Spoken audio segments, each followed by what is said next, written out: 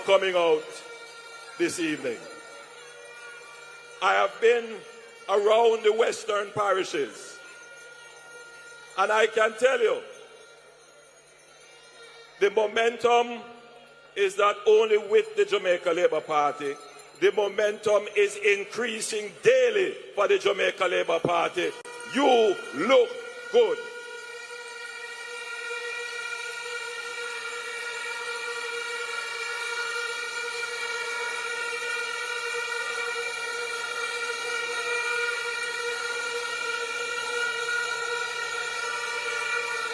Tonight, I am not only talking to Sam Sharpe Square.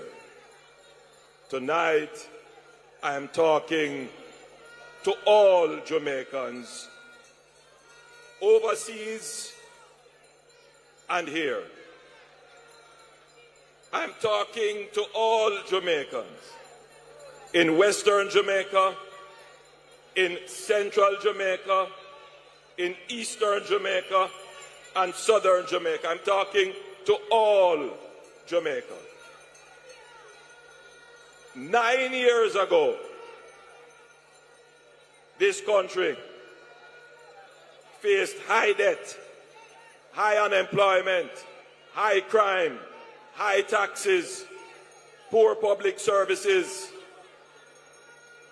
The country was at the brink of collapse.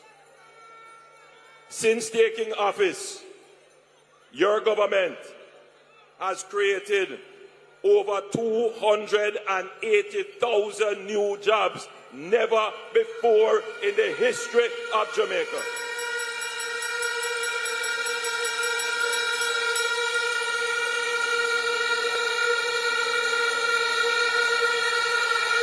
We have cut poverty in half, never before in the history of Jamaica. Jamaica is the only country in this region that has a freely floating exchange rate. Gone are the days when people used to worry about the depreciation of the Jamaican dollar. Those days are gone. We have a very stable and strong currency.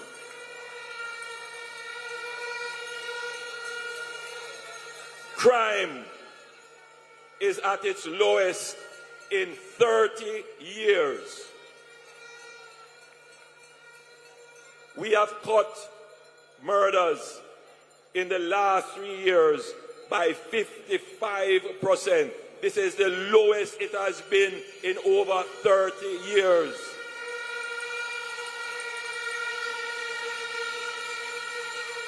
For the first time in over 30 years, murders will go below 1,000. In fact, we are trending now more to 700. And that would be the lowest it has been since the 1980s. These are incontrovertible facts. Incontrovertible. Now, we are at a crossroads as a country. The argument about a good performing government is one. The Jamaica Labour Party has won that hands down.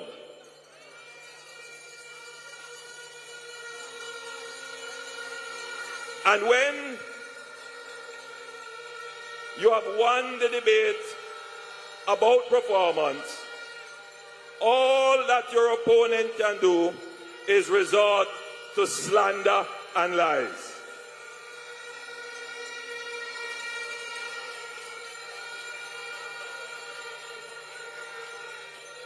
Now, the conversation must move on to what will the Jamaica Labour Party government do in its next term. Number one, the Jamaica Labour Party will continue its good performance, because it is that good performance that gives confidence and credibility to you, the people, and to the investors who want to come and put their money in this country. They can be assured, and you, the people, can be assured of good government and good governance, because that is the basis of growth and development, and we will continue. Good government, good governance. But many of you here gathered want to hear not some pie in the sky promises that don't make sense. Some of you just want to hear, will we get our water in our homes, in our pipes, that when we step into our bathroom and we turn on the pipe, we can say, shower, shower, shower.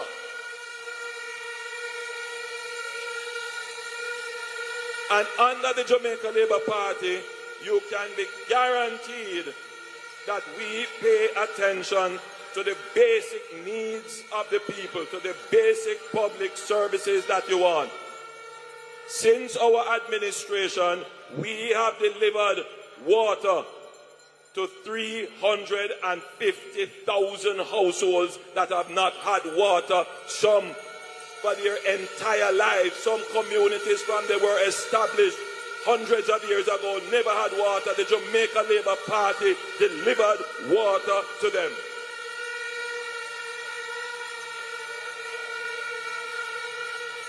In our next term, we will deliver water to 900,000 Jamaicans who either don't have water, have unreliable water, or have water that is inconsistent in supply. That is not a promise. That is work in progress. Already, we have launched the Northwestern Water Resilience Project that will harness and utilize the water coming from Martha Brae and Great River, that will replace the pipeline that goes from Trelawney all the way up the northern spine. And we will improve that with greater pumping, storage, and lift capacity, so that this entire area of the northwestern parishes can have reliable and consistent and good quality potable water from Trelawney to Negril. That's not promise that is going to be delivered, because the work has started. In the central part of the country, we have already started work on the Content Water Supply Project, where we will take 15 million gallons of water from the Rio Cobre River to supply parts of St. Catherine and Kingston and St. Andrew, to end the water lockups when there is drought in the country, in that region. That is not a promise. That is already work in progress.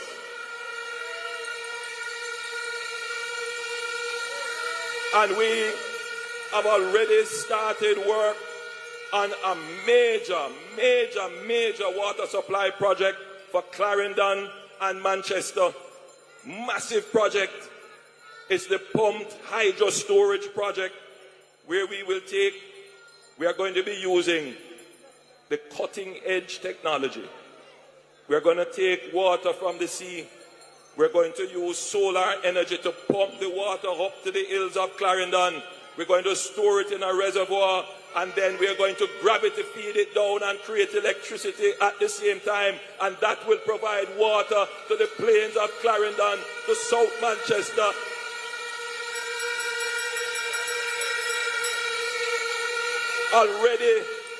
Already underway is the Pedro Plains project that will provide water in St. Elizabeth and Manchester. And already underway is the Greater Mandible Water Supply Project that is bringing water from St. Elizabeth, taking it up the hills into Manchester through Spurtree, providing the Greater Mandible with water. 900 Jamaicans will have reliable and consistent and good quality water, because this government is not making any promise or talking.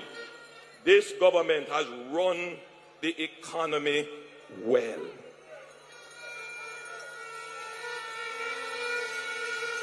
Many of you here have come like people watching, whether you're watching me live on social media, big up TikTok, Instagram, YouTube, Twitter, big up, big up, big up. And of course, for those of you watching us live on television, big up. Many of you have come to hear about housing. Let me tell you something about me. I was born in Spanish Town, as you know, at the Spanish Town Hospital. I left there and went to live, basically I was grown up by my great-grandmother. It was a 2-bedroom board house. My grand-aunt occupied one side and me, my grandmother, my sister in one side. Then when my mother, who was a civil servant, she decided that she wanted us to come and live with them, we get rent house, a little 1-bedroom, and we live with her in Central Avenue in Hampton Green. Until she was able to work and she buy an NHD house in a place called Riverside Park in Spanish Town, and that's where I grew up for the rest of my life. Nobody can tell me about the struggles of trying to find a house, whether to rent or live.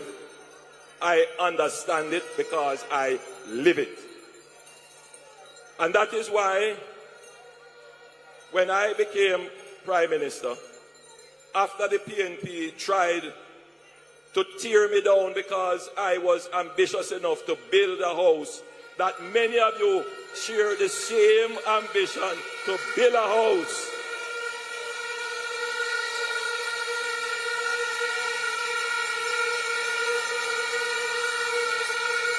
The PNP don't understand. They don't understand it. They believe they could tear me down.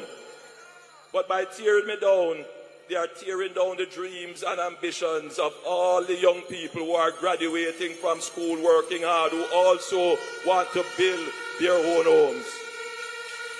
So I say thank you PNP, thank you for your slander and lies. You have made me stronger.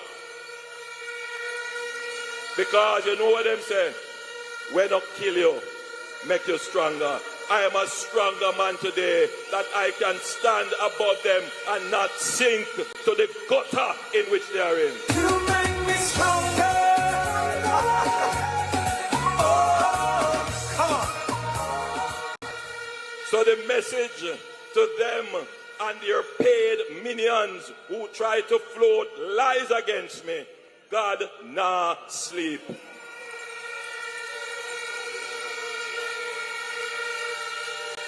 So when I got the opportunity to be Prime Minister, the first thing I did, having grown up in an NHT scheme, I gave a directive to the NHT that all NHT housing schemes built between 1976 and 1986 must be upgraded. Their roads must be fixed, their sewer must be dealt with, their exterior must be repainted, and if there are shared walls and there are leaks, those must be corrected.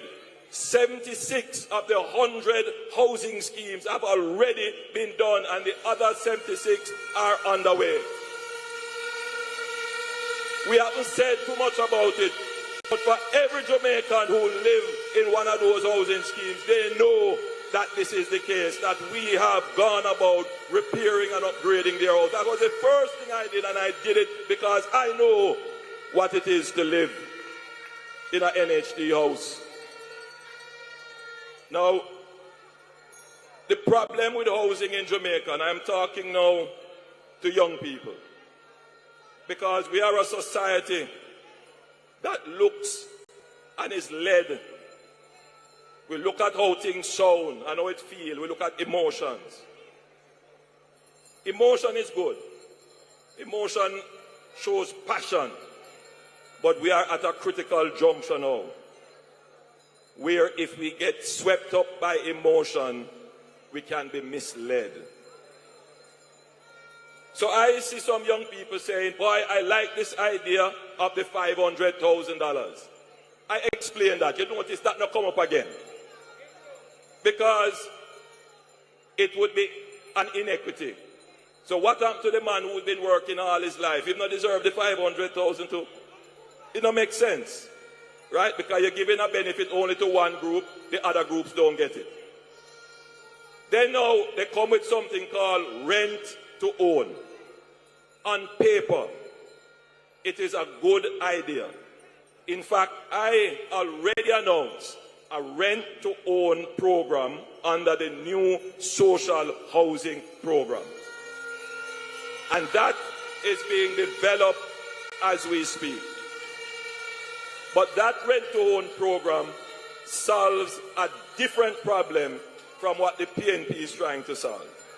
Now, what the PNP is trying to tell you is that any house out there, you can go and rent it and then try and own it after. Let me explain to you. The first thing is, where is the house?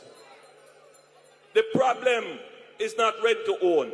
The problem is not finding deposit. The problem is not qualifying for mortgage. The problem is a shortage of housing for people to live in. We are not producing enough houses in Jamaica faster than people are demanding the houses. And this has been the case for the last 40 years in Jamaica. We have a deficit of 150,000 houses in Jamaica.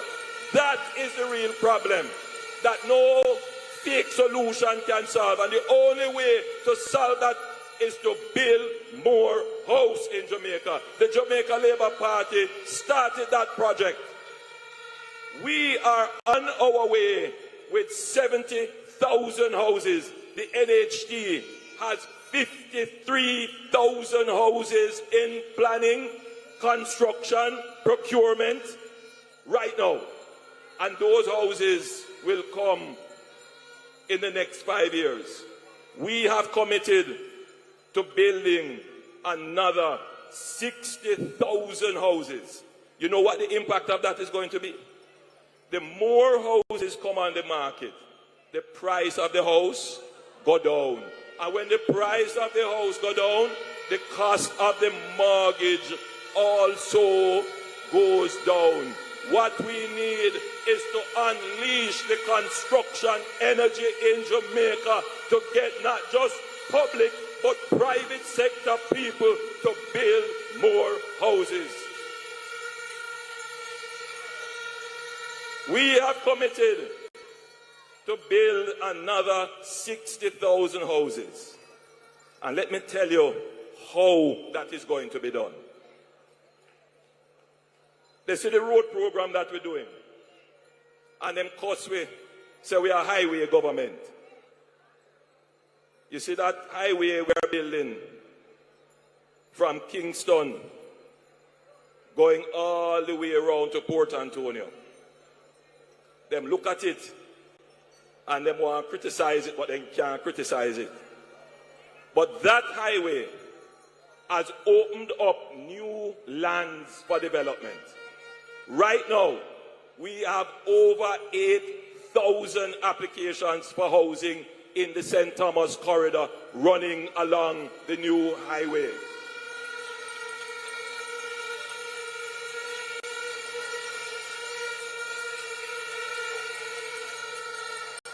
The Williamsfield Highway that we have just done, we have opened up new lands there for housing as well, and you're going to see a whole heap of housing come along that stretch in Clarendon. Not to mention what we have done here with the perimeter road that is going to open up more opportunities in lands for housing. And we're not stopping there. As soon as the perimeter road is finished, we are going to start a new road on a new alignment that will go around Hopewell, Lucy, Sandy Bay, carry you right up to Negril, a brand new roadway. Listen to me. The present roadway, no matter how you fix it, it is always going to give you trouble because it is too close to the sea. Climate change is a real thing that impacts our infrastructure. And so we are going to move the road inland. But as we move the road inland, we are also opening up and making accessible new lands along those roads. So you're going to have a new set of housing emerging in Hanover and Westmoreland, where the housing demands there are very high.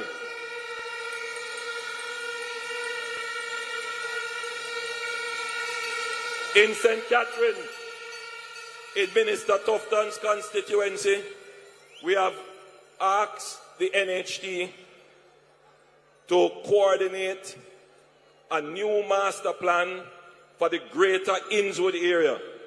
That alone will bring 15,000 new houses onto the market. So the PNP come with a whole heap of talk, but the Jamaica Labour Party comes with the substance of what needs to be done to move Jamaica from poverty to prosperity. Stick with the better plan. Stick with the people who understand the issues. Stick with the people who have a better understanding and greater competence of delivery.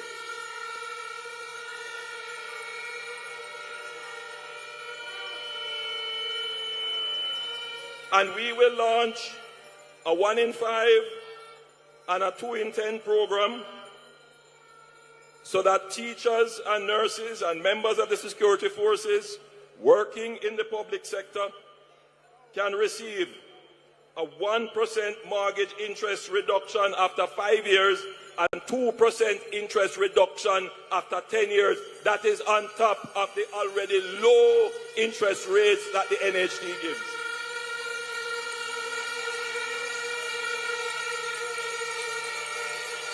I know that for many of you here, you live on land for which you have no security. Land passed down through your family, but you have no title. The PNP come and they promise how they go and give everybody land. Let me explain something to you. And I don't take back no chat. Squatting, informal communities, irregular settlement is created by the PNP. The PNP introduced chaka-chaka-ism into this country. The PNP introduced disorderly spatial development into this country. I want you to understand me. I went to a community called Naysbury Grove in Minister Tufton's constituency. Listen to me good. I want all Labourites to listen to me good. Naysbury Grove had its start under Operation Pride. Now, I want every Jamaican to own a piece of Jamaica. I want every Jamaican to have title for the land that they have. So and this is what pained my heart, you know. The objective of Operation Pride is something that I agree with. The country needed an Operation Pride. But the truth is, you can't leave these kinds of projects up to the PNP. They can't manage it. You will have policy drift under them. But as you know, Operation Pride was the most corrupt public enterprise in Jamaica.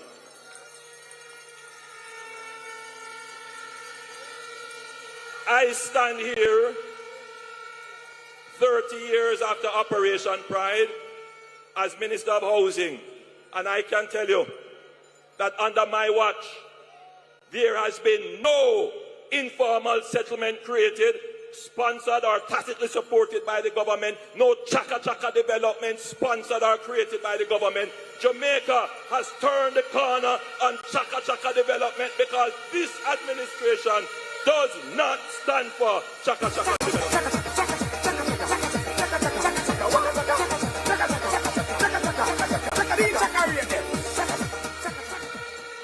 I want you to listen to me good. I spend a lot of my time and I give direction to public resources to resolve much of the Operation Pride problems. In Minister Montague's constituency, we are spending over $2 billion to put in road, water and sewage in a housing development started by the PNP. They said to the people, see the land there, go and settle it, and we take care of it after. 20 years after, people don't have no sewage, people don't have no water, people don't have no road. That was Operation Shame. We are the ones bringing pride to that housing scheme now, and we will be the ones to bring pride to Nailsbury Grove.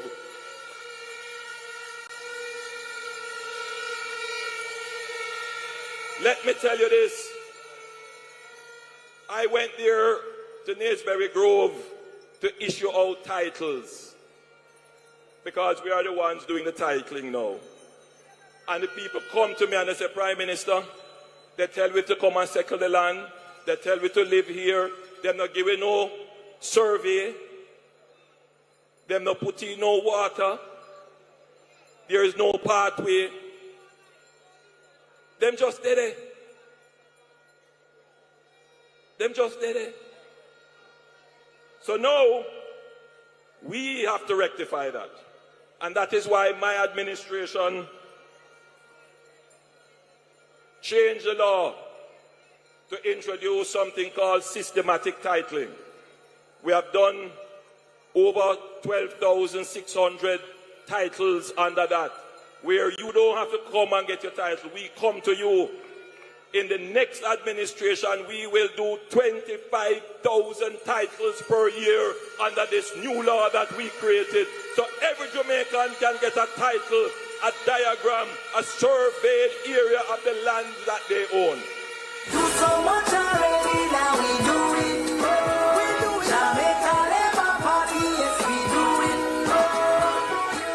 JLP do it. And Minister Montague remind me that there are many churches all over Jamaica. You know, they say Jamaica has probably the most churches per square mile. Many of them don't have their titles. We're going to create a special window for the churches to come and sort out their title.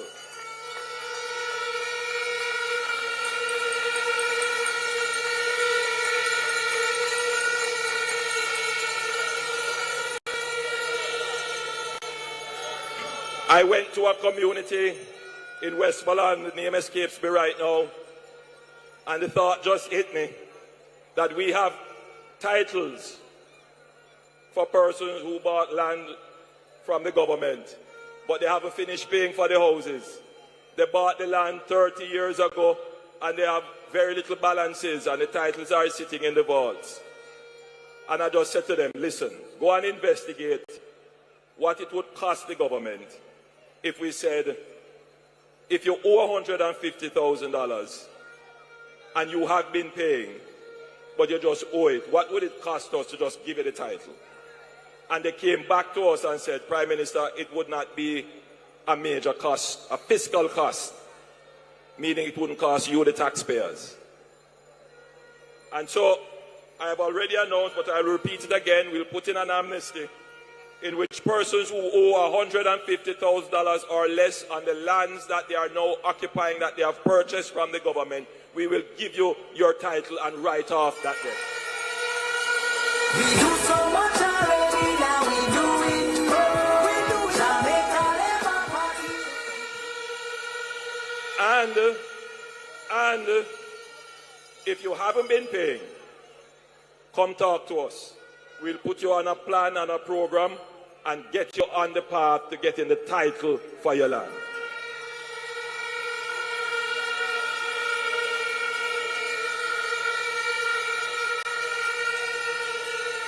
Over 660 roads are being repaired in Jamaica today under the Spark program.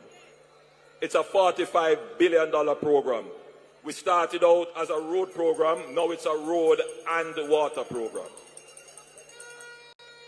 We are committing to Spark 2 in the next term of the Jamaica Labour Party, where another 660 roads right across Jamaica will not be patched.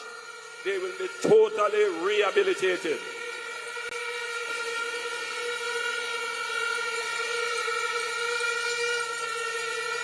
And those roadways, listen to me carefully now, those roadways are not highways.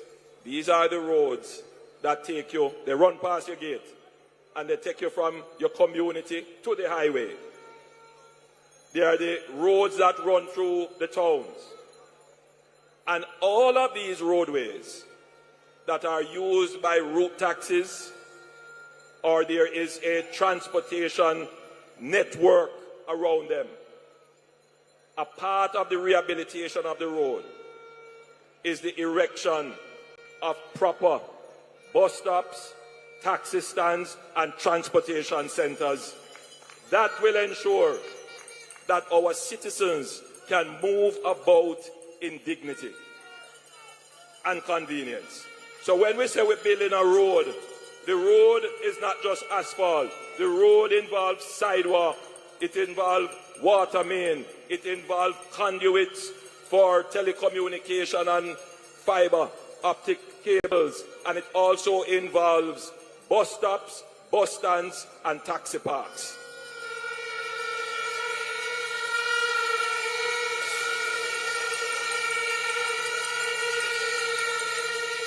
Through cooperation with the United Kingdom, 48 bridges, critical bridges across Jamaica, will be repaired. That's not a promise. That is already underway, and you will see that materialize in the third term of the Jamaica Labour Party.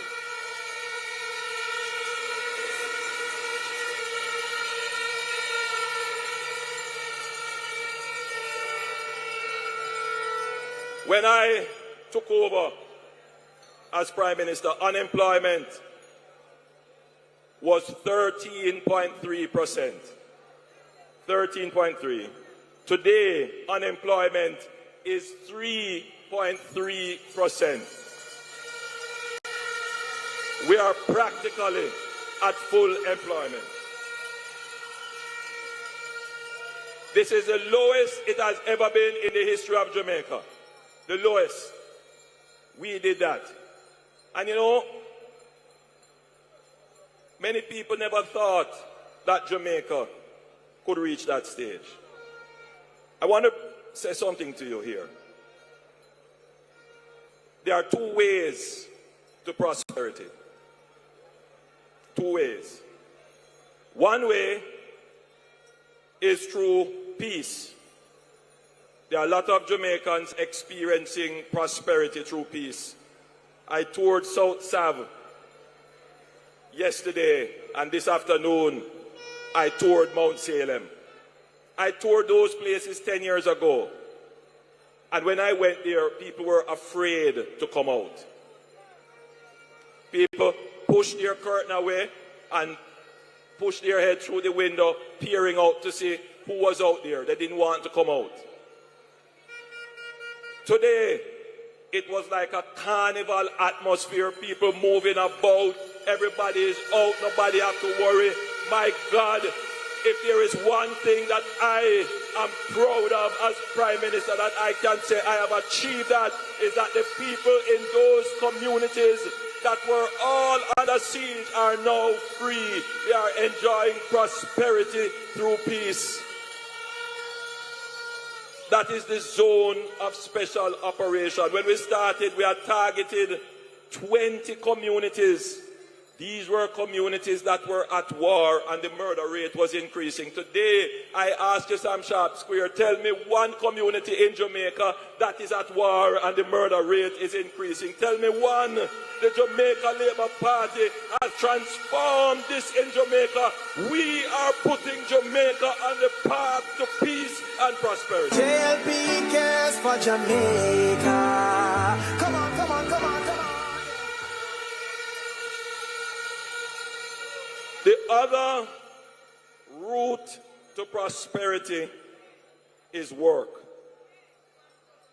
Because of our history of enslavement, work has been given a bad name. But we are transforming work in Jamaica.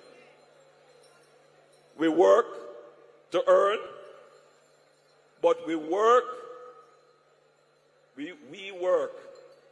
for our health. Our mental health. Work is good.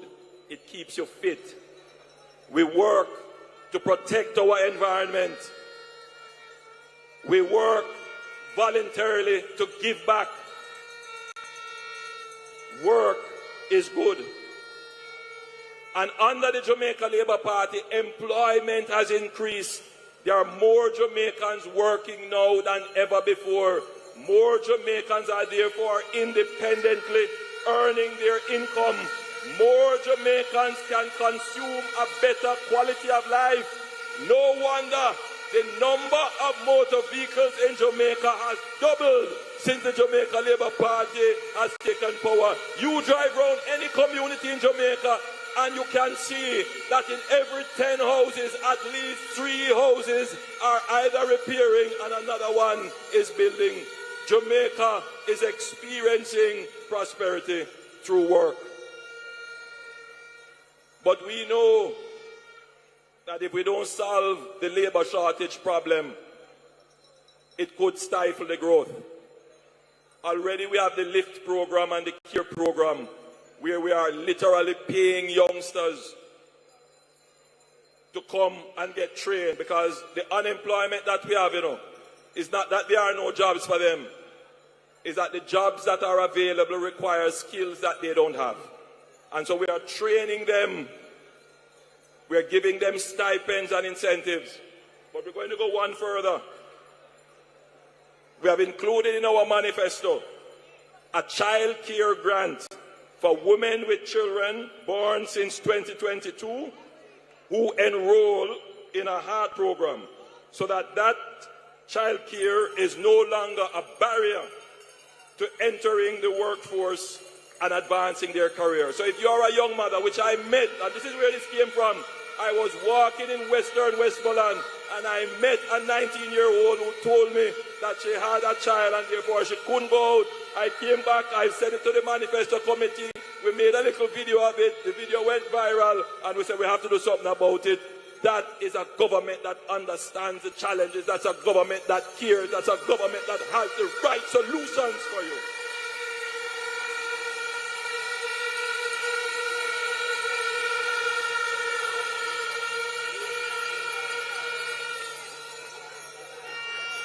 And for those who are on student loans, we will implement a student loan debt reset from November 1, 2025 to the 31st of March 2026 that grants 100% waiver of late fees, penalties and insurance charges for delinquent borrowers, a 50% waiver of interest arrears, and 100,000 credit for borrowers who have kept their account in good standing. My God, that is a good give back.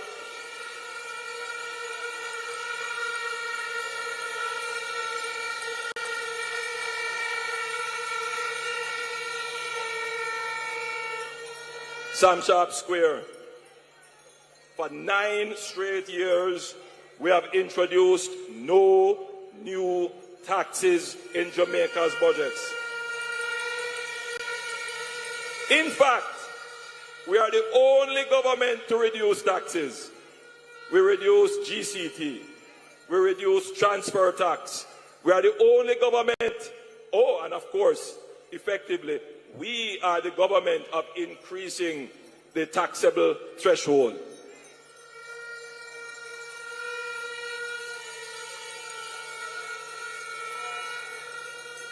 And I want you to understand how I think. You have to be very careful with taxes.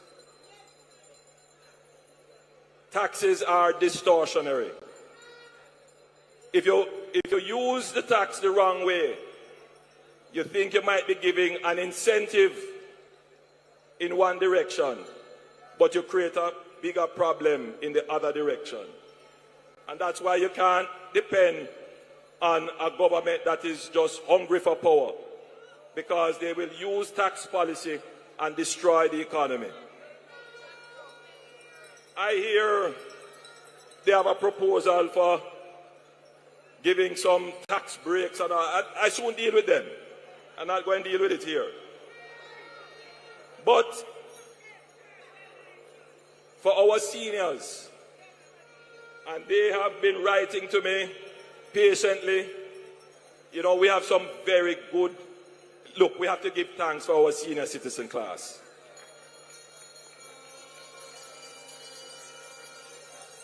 They are the ones that keep balance in the society.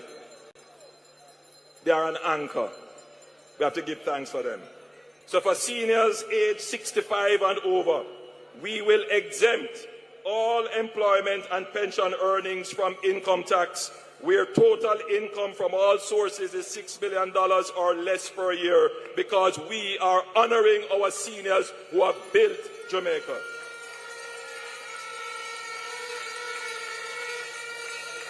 We will introduce a national health plan for seniors aged 60 and over that will initially cover more than 400,000 people and provide benefits for 10 chronic illnesses. And we will expand this in phases towards universal health coverage, meaning that as we move along and we can secure the income, we will move the age lower from 60 to 40, and then we go down to 30 until it's universal for all Jamaicans. But we will do it in a way that will not bankrupt the country or cause you to have to pay more taxes. Minister Bartlett explained that for workers in the hotel and restaurant and bar industries and similar establishments, we will exempt tips and gratuities from income tax up to $3 million of income. But importantly, we will pass legislation requiring that at least 80% of service charges and gratuities be paid over to employees within 3 months. That gives you a greater guarantee.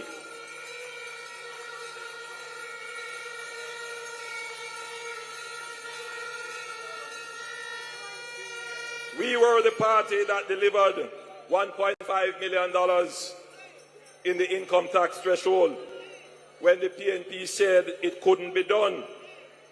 We have raised it to 1.7 million, and we will increase it to 2 million over the next 2 years so that your take-home pay continues to rise. Over time, we will reduce the base rate of personal income tax from 25 to 15% on a phased basis and shift gradually from direct to indirect taxation, which will allow hard-working Jamaicans to keep more of their paycheck. I want you to listen to me good. Every time I hear the PNP talk about increasing the threshold, I laugh. I laugh. Because when we announced it, them and their minions came out and said it couldn't be done. And when we got in, we looked at it very carefully and we did it the right way. Our commitment is to continue to increase the threshold the right way. Remember now, why you listen to me good? Jamaica is a country of inequity. Some people have a lot and some people have very little. Any policy you make amounts to a distribution of some value or equity. you can make policy that will give people who are already getting more and people who don't have, they get less. When you do the income tax threshold, you have to be careful that you don't ask the person who is not working to pay more tax while the person who is working pays less tax. You have to be careful. So you have to do it in a way that is balanced. And that is how the Jamaica Labour Party has done it. Gradually, gradually. So that the poor doesn't get poorer while the rich get richer. No, what we do is do it a fair way where everybody benefits.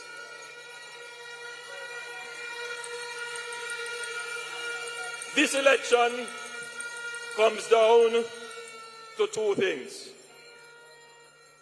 It comes down to a promise. When we win, we're going to take GCT off electricity. Who remember that? When we win, you're going to eat oxtail and curry goat every day. Who remember that? When we win, IMF deal in 2 weeks. Who remember that? When we win, we're going to increase employment through JEEP. Those were the PNP promises of the 2011 election.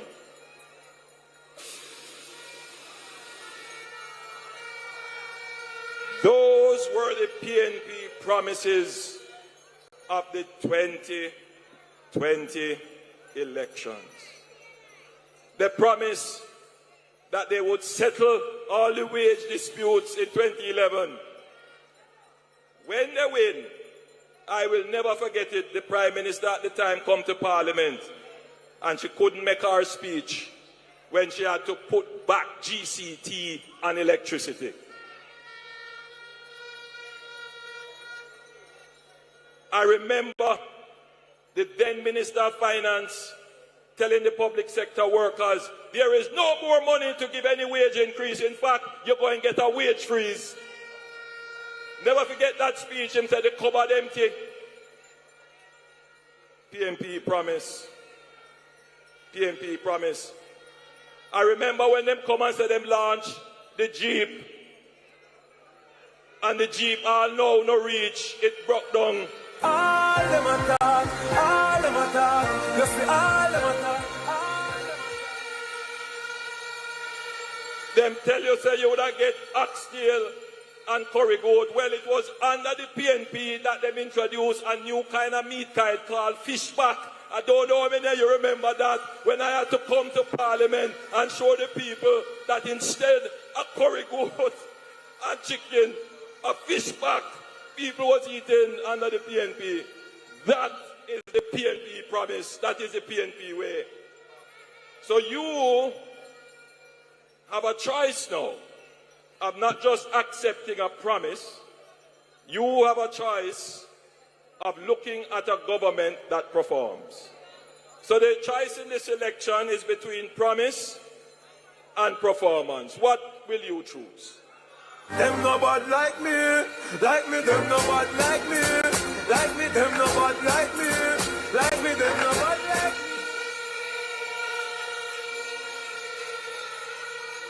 Do you notice that they can't argue with this? Not a word, they can't even fight this, because this is the evidence of our performance. You see me? I am a hard worker.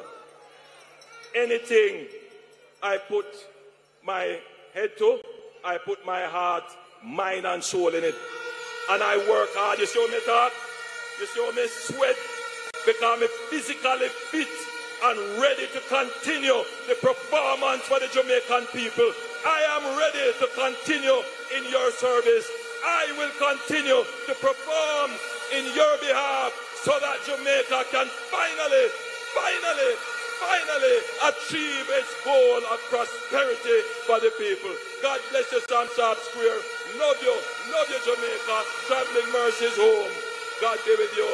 The third, remember, put your X beside the bell. The Jamaica Labour Party, choose Jamaica.